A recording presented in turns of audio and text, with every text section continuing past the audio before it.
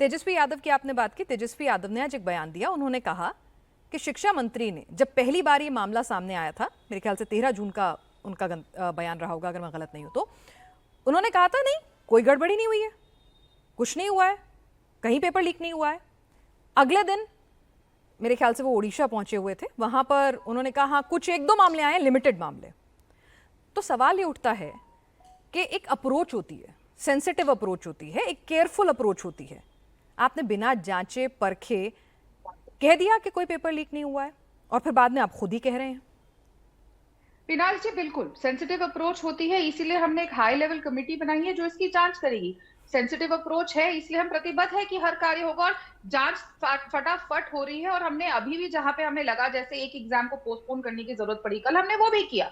तो हम sensitive approach लेकर ही चल रहे। जैसा मैंने कहा, हमारे लिए बच्चों का भविष्य सबसे ऊपर है और हमें ये इंश्योर करना है कि किसी के साथ भी नाइंसाफी ना हो।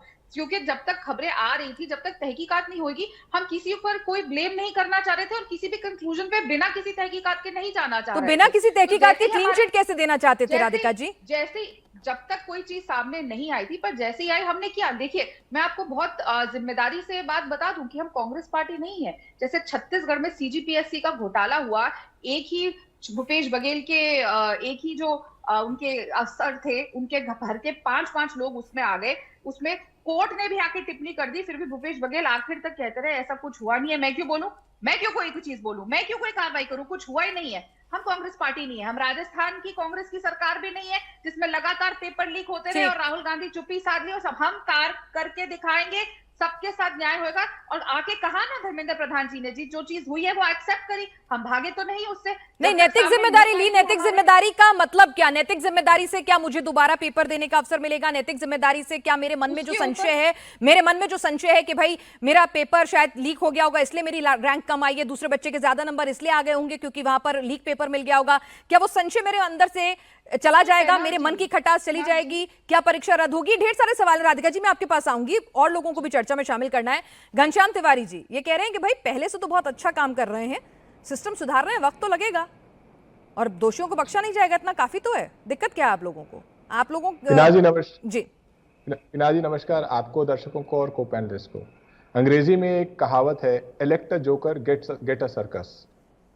अगर आप ऐसे लोगों को सरकार में ले आते हैं जिनकी अपनी डिग्रियां संशय के दायरे में है, जिनको शिक्षा केवल एक अपने प्रोपागेंडा का इवेंट लगता है कि आप परीक्षा पे चर्चा कर दीजिए, उसकी वाहवाही बटोर लीजिए, उससे देश का शिक्षा व्यवस्था सुधर जाए। आप नेशनल एजुकेशन पॉलिसी लाइए, उस पर ढिंढोरा पीट दीजिए, उसमें पिछले कुछ सालों में कुछ हुआ है नहीं हुआ है देश को मत बताइए। और उसके बाद साल दर साल एग्जाम के पेपर लीक होते हैं।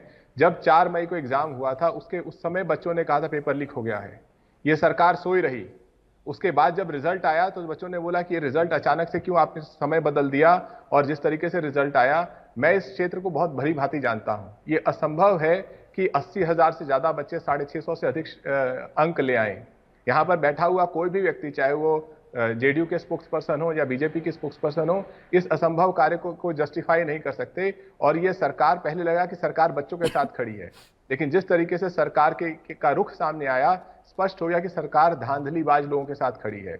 वरना जहां पर पेपर दर पेपर लीक हो रहा है, पेपर पोस्टपोन किया जा रहा है, वहां पर Bharatiya Janata party, so called nationalist party, so called दुनिया की सबसे बड़ी पार्टी, उसने क्या कदम उठाया? उसने ये कदम उठाया कि शिक्षा मंत्री को कहा आप हरियाणा में जाकर भारतीय जनता पार्टी के प्रभारी बन जाइए। जहां पर बच्चे सड़कों पे हैं, 24 लाख बच्चे, इसमें से 12.5 लाख बच्चियां हैं। इसी तरीके से जो यूजीसी नेट है उसमें तमाम जो अभ्यर्थी हैं उसमें से बहुत सारी बच्चियां हैं। जहां हर बच्चे का मनोबल टूटा हुआ है, परिवार का मनोबल टूटा हुआ है। ना आप पारदर्शिता ला रहे हैं, ना आप जिम्मेदारी। नैतिक जिम्मेदारी क्या होती है? नैतिक जिम्मेदारी राधिका जी ले लें भारतीय जनता पार्टी की, अभी कल फिर अगर कांग्रेस में चली गई तो उस नैतिक जिम्मेदारी का क्या होगा? चलिए, नैतिक जिम्मेदारी जो केवल एक ढकोसला है। अगर जिम्मेदारी है तो शिक्षा मंत्री को रिजाइन करना चाहिए, उसके अलावा और कोई जिम्मेदारी नहीं होती है। और अगर परीक्षा पे चर्चा का प्रोपेगेंडा प्रधानमंत्री करते हैं तो कम से कम एक बोले तो, क्या प्रधानमंत्री ने आजकल मणिपुर की नैतिक जिम्मेदारी ली? जो लोग जिम्मेदारियों से भागते हैं, हर चीज को आप ट्रेन के लिए लाल झंडे दिखाते हैं। राधिका जी, परीक्षा पर चर्चा होती है, पेपर लीक पर बयान नहीं आता है। नैतिक जिम्मेदारी में इस्तीफा मांग रहे हैं शिक्षा मंत्री का घनश्याम तिवारी जी।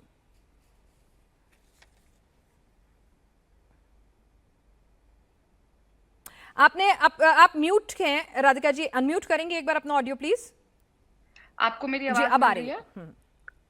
देखिए, मैं सुन रही थी कि घनश्याम जी क्या कह रहे थे। वो कहावत सुना रहे थे, elect a joker and get a circus. तो ये कहावत मैं भी उनको समझा देती हूँ। अधजल घघरी छलकल जाए, इसका मतलब तो आप अच्छे से समझते होंगे। अब देखिए, ये अभी आप पे सटीक बैठ रही है। आप लोग लगातार हमारी सरकार के ऊपर जिस तरीके की टिप्पणियां करते हैं, ये भूल जाते हैं कि यही मोदी जी का नेतृत्व है जिसको बार बार देश चुन रहा है। जब आप ऐसी बातें कहते हैं तो आप खुद ही देश की जनता के ऊपर सवाल उठाते हैं, हम पे नहीं उठा रहे हैं।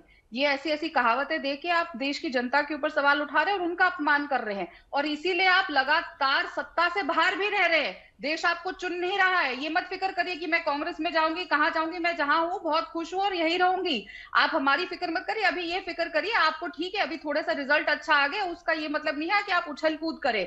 आपको लगातार जनता नकार रही है, और यही वजह से किस तरीके की आप लोगों की भाषा शैली और जिस तरीके से आप सर्कस, जोकर और ये चीजें बोलते हैं, ये फिर भी आप लोग समझ नहीं पा रहे कि जनता आप में विश्वास नहीं रख रही। जनता बार बार हम में विश्वास रखती है क्योंकि वो मोदी जी के नेतृत्व में विश्वास रख रही है, जिसको उनको दिख रहा है कि कैसे देश को आगे ले जाने का काम कर रहे हैं। इतने साल, ठीक है राधिका जी, मेरा एक सवाल है, राधिका जी मेरा एक सवाल है, जो हमारी हालत हो गई ठीक है, देश को, उसको सुधारने में समय लगता है। बिल्कुल फिलहाल ये बिल्कुल।